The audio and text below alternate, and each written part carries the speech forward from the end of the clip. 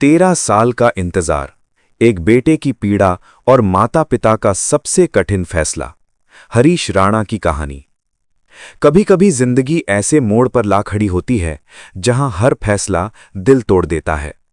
ऐसा ही दर्दनाक और भावुक मामला गाजियाबाद के हरीश राणा का है। जब सुप्रीम कोर्ट में उनकी इच्छा मृत्यु की याचिका पर सुनवाई हो रही थी, तब अदालत का माहौल बेहद भावुक हो गया। जजों की आंखें भी नम हो गईं। सवाल सिर्फ कानून का नहीं था, सवाल था एक माँ बाप के दिल का। आखिर उन्हें कैसा लगता होगा जब उन्हें अपने ही बेटे के लिए ऐसा फैसला लेना पड़े। साल 2013 में हरीश राणा पंजाब यूनिवर्सिटी में पढ़ाई कर रहे थे। वो एक साधारण छात्र थे जिनके भी भविष्य के सपने थे। दोस्तों के साथ हॉस्टल में रहते थे और अपनी पढ़ाई में लगे रहते थे। लेकिन एक दिन अचानक एक भयानक हादसे ने उनकी पूरी जिंदगी बदल दी। हॉस्टल की चौथी मंजिल से गिरने के कारण उनके सिर में बेहद गंभीर चोट लग गई।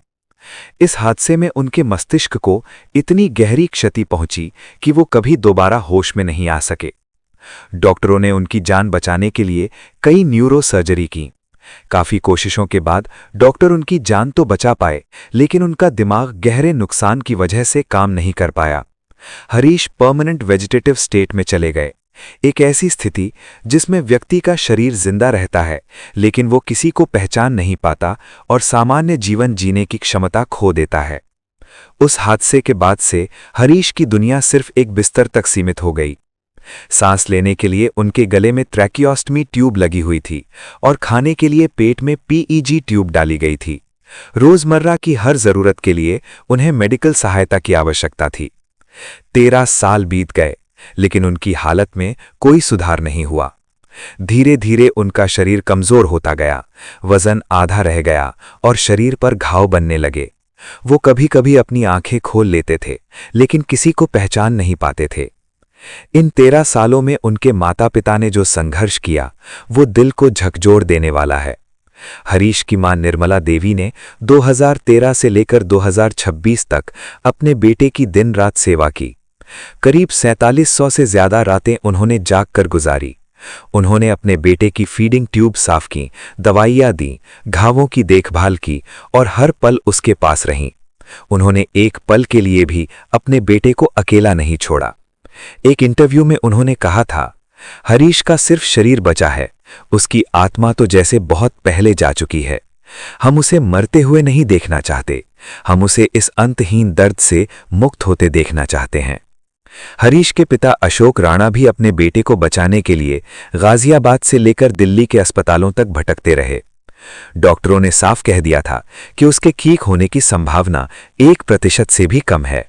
कोर्ट में एक दिन उनका गला भर आया और उन्होंने कहा, मैं अपने बेटे का हत्यारा नहीं बनना चाहता, लेकिन मैं उसे इस नर्क जैसी जिंदगी में तड़पते हुए भी नहीं देख सकता। हम बूढ़े हो रहे हैं, हमारे बाद उसका क्या होगा? उसे गरिमा के साथ जाने का अधिकार मिलना चाहिए। जब सुप्रीम कोर्ट में इस मामले की सुनवाई हुई तो जजों ने भी माना कि यह फैसला बेहद कठिन है। अदालत ने कहा कि सवाल ये नहीं है कि मृत्यु बेहतर है या नहीं, बल्कि यह है कि क्या किसी व्यक्ति को सिर्फ मशीनों के सहारे ऐसी हालत में जिंदा रखना उसके हित में है। अंततः सुप्रीम कोर्ट ने हरीश राणा के परिवार की याचिका को मंजूरी दे दी और उनके लाइफ सपोर्ट सिस्टम हटाने का आदेश दिया। साथ ही ये भी कहा गया कि पूरी प्रक्रिया पूरी गरिमा और सम्मान के साथ की जाएगी।